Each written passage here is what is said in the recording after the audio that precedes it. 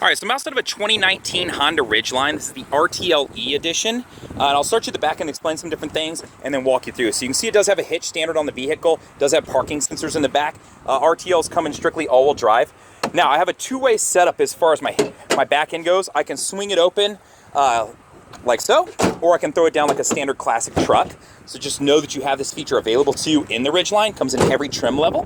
Now, throwing it open, first thing you're going to notice, it is a lined bed. It does come with tie downs. So you've got 2, 4, 6, 8 of these already in the vehicle. And then you do have a locking storage setup. Now, inside of here, it's really cool. I've got my floor mats here right now, but you can see that I do have a tub down here that I can use with an actual drain. So I can store drinks in here, throw some ice in here, and then be able to drain it out. And then you can see my spare is right here where I can unlock it and slide it out towards me. So that's what's going on from here. And it is lockable, so if you've got tools or anything you need to keep hidden away, we've got that available to you. Now in the RTL-E, you do have a power outlet back here, so you could be charging your drill as you get down the road, or charging whatever, even the batteries or to whatever you need to. So just know that you have that available to you. And then of course, if you need to store that stuff away, you can put it down in the trunk to make sure it's taken care of so that it doesn't go away in the middle of the night. You will see that you do have a sliding glass window back there. So I just want you to be aware of that. And I'll show you where the buttons to all this stuff are when we get in the car.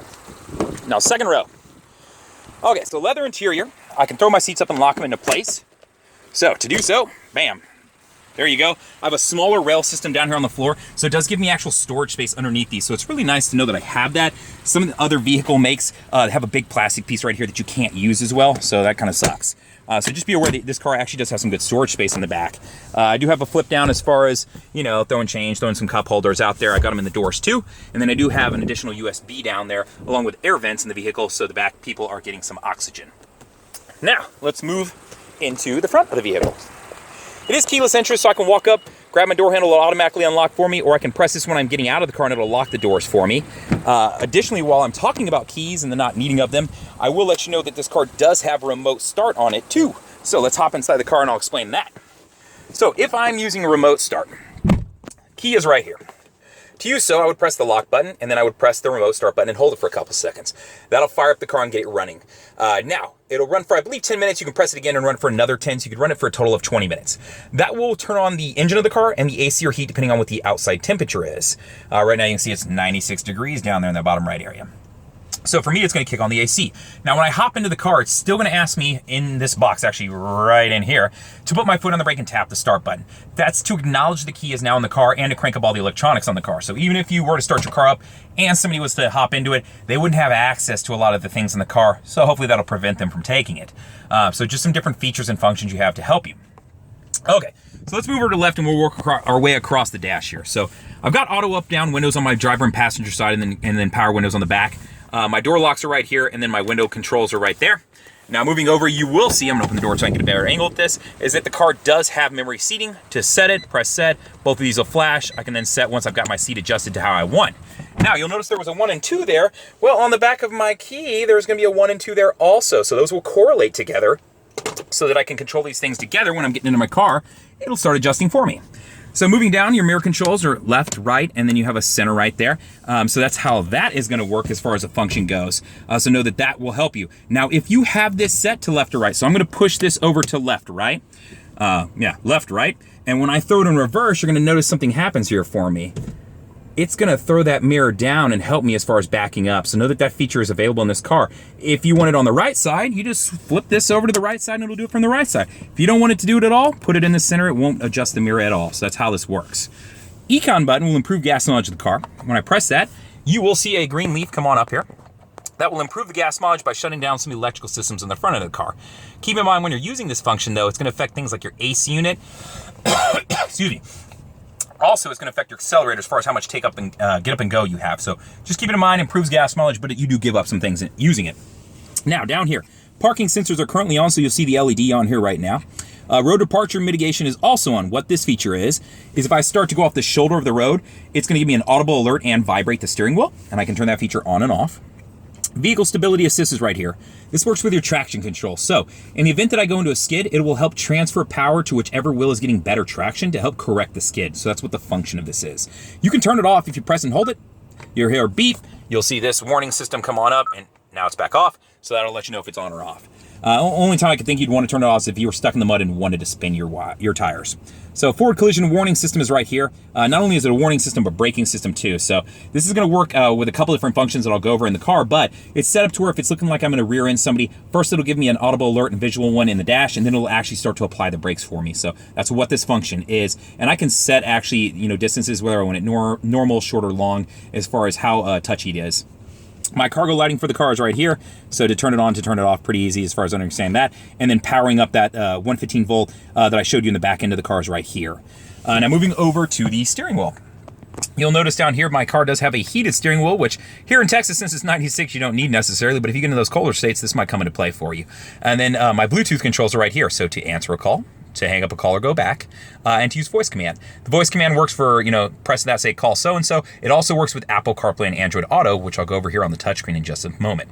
Now, menu button right here is going to be dependent on what screen I have open. So right now I have my FM pulled open. So if I hit that button, you're going to see this pop up, and this is just letting you know some different things that you can go to as far as being able to scan and seek and do different things off the steering wheel, so I don't have to be messing with the touchscreen.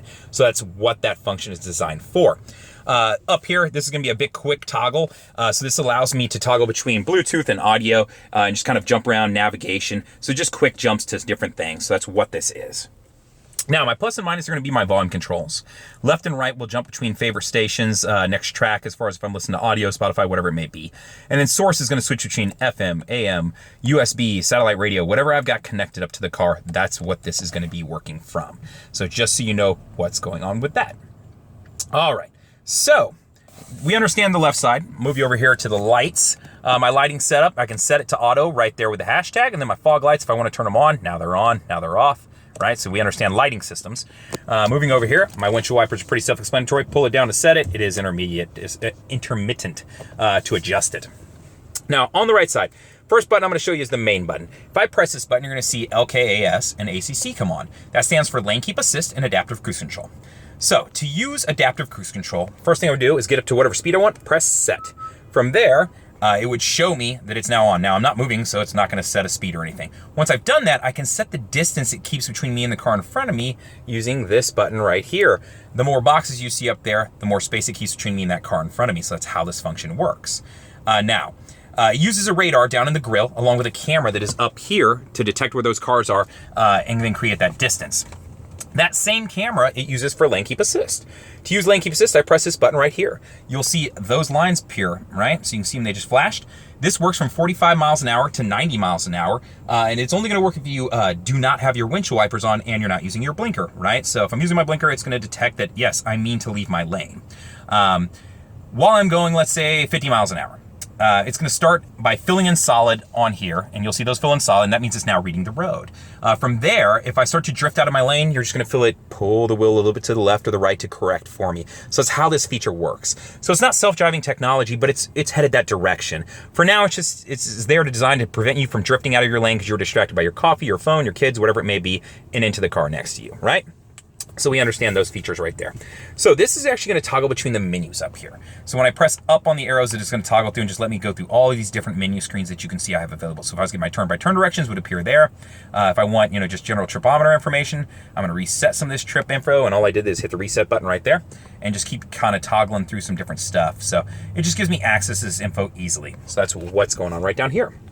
It is a remote start setup. To use so I push my foot on the brake and press start to start it up. So that's pretty easy to understand. Now, moving up to the touchscreen. Let's start you from the home button here. So the first thing you're going to see is the navigation. Navigation is set up through Garmin, which is easy to use, easy to understand for a lot of people. So when I click on it, it pulls open. I can move my map around. I can pinch. I can push as far as getting to different things. So easy to understand as far as that goes. And then from there, just depending on what I want to do, if I want to search for something, I can. Now remember, I have my voice commands available to me too. My menu button over here is going to pull up some different screens additionally that I can get through as far as, whatever I want to search. I don't know what I just did. I think I just searched by coordinates. So let's pretend I didn't do that and back out of that screen. So if I hit my menu button, it's going to pull up the screen you see here. Everything that you see, you can actually say via voice command too, so just be aware of that. So I've got some just different ways and different things that I can look for as far as mapping layers, as far as what I want to show on the screen, what I don't want to show, where I'm at, where to go, as far as putting in your directions, traffic that's around you, and then being able to mute the turn-by-turn directions if you just want visually to be able to see it. So that's what's going on from here. Now, moving over to your phone, first time you want to connect a phone, you press that button, it's going to toggle you through and start the process. Now, if you've already added a phone, you want to add a secondary phone. How to do so, go to Settings. From here, I want to select Bluetooth and Wi-Fi, and then I want to go to Bluetooth device list because I want to add something to that list. Now, at the bottom, I can add it. It's going to prompt me, please turn your Bluetooth on, hit continue, and then they'll search for each other. So that's how this function works. Info. So this is where I can put tripometer information up on the screen, or I can throw a clock and wallpaper. I can load an image into here if I want a particular image to show up there that I have decided on via the USB right there. If you have questions about how to do that, I've made some videos and I'd be happy to explain it to you. Just ask me. Audio-wise, let's show you some different options. So as far as audio goes, I'm going to touch my source button and show you all the different options you have for this car. So I have FM, AM, 90 days of satellite radio. I do have USB, so I could dump a dump drive into it, play music, plug in my phone, an iPod, whatever it may be, hence iPod. It is Pandora compatible as far as that goes, and being able to connect up my phone. I have Bluetooth available to me, and then I do have the standard 9mm aux input. So that's what's going on for the audio. Honda Link is set up to where I can get recall notices, maintenance reminders, and different things like that if I tie my phone via a hotspot and allow Wi-Fi to the car to give me those notices. In-bed audio. So this car is set up to where it has in-bed audio. Super cool. One thing I will let you know though, you cannot have the audio inside the cab playing at the same time as the audio in the bed. If you want to use this function, you just select it, turn it on, and then you go from there, and then it'll play depending on whatever you have playing, whether it be your music, Bluetooth, wherever it be the radio. So just keep that in mind. That's how this function works. So pretty cool function as far as being out there. I don't know many cars that use this, so just cool to keep in mind. Now, smartphone connection. This is where Apple CarPlay and Android Auto come into play. So it allows me to plug my phone into the USB down here where you can see it. It has a phone on it. Pop it open, and there's my USB. When I plug in, it is going to give me access to either Apple CarPlay or Android Auto. So I'm going to have access to my maps, my music, my messages, things like Spotify, Pandora, iHeartMedia. So there's a lot of different options it's going to give you. As far as navigation, if you have a question about that, Apple users have access to Apple Maps right now until September. I believe you're getting an update, and then you'll have access to what Android users have, which is already Google Maps and Waze. So depending on what kind of phone you have, those are what's going on right now. Settings, I want to show you just a couple different things in here as far as the vehicle itself. So, door setup. This is where you can affect your door locks. As far as it hits 10 miles an hour, it automatically locks the door, or I can change that. That's just what the default is.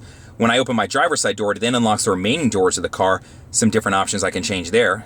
And then I'm going to scroll. Maybe I'm not going to scroll. I'm going to jump back out and go over to, I believe it's under keyless access setup. Walkaway auto lock. Yeah. So what this feature is, I like to turn this feature on. It's a great feature. What it is if I get outside of 10 feet from my car and I have the keys in my pocket, it'll automatically lock the doors for me. So if you're the kind of person who gets into the grocery store and goes, man, did I lock my doors? You don't have to worry about it if this feature is on. So just keep it in mind. Cool feature if you want to use it.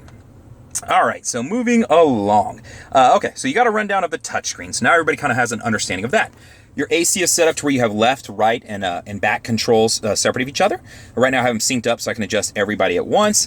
I can unsync and then adjust mine and keep these two separate of each other. If I want to jump over to my rear settings, I can change how much air, how hot or cold. So just know that you can control all three from right there. Now this car does have heated seats, so I've got my controls right there for my passenger and driver side, along with defrosting for the back window and my mirrors. Down below, you can see I do have a 12-volt outlet along with the USB that you already saw. And then inside of the center console, I have another power outlet and USB in there additionally too. And then I have my standard cup holders, my standard shifter, and then you will notice I do have some traction controls, so some different things that I can jump between normal, sand, mud, sand. And it's kind of cool. It does give me some little graphics there with it, so just something kind of cool to play with. And it just adjusts the shifting points and different things in the car to help get you better traction. Now looking above me, I do have a moonroof in this vehicle that I can open all the way. If I want to send it back, I just press this way on the trigger. If I want to crack it, I press directly up on the trigger. I feel like this is every car ever for some years now, so just in case. So that's how these functions work. This works with my map lighting as far as when they come on, if the doors are open. And then it does have the memory setup, home link, so I can set up my garage clicker, gate clicker, anything like that for the vehicle additionally too. And then I do have an auto dimming mirror, and you can of course see me. You already saw the black leather interior that I'm standing out, and this is a modern steel gray model. RTL-E all-wheel drive, they only come in that. The car does, it also does have blind spot monitoring in the mirrors, so if somebody's in my blind spot, it will light that up, and if I start to get over, it will actually start to beep at me to let me know they're there. So just a heads up that it has that on the vehicle. If you have any questions, feel free to reach out. You can always call me, 512-443-4300. You can always reach out to me via email, that's the letter J, and then Fuller, F-U-L-L-E-R, at howdyhonda.com, or you can comment on the YouTube video, and I'd be more than happy to help you out. Thank you much.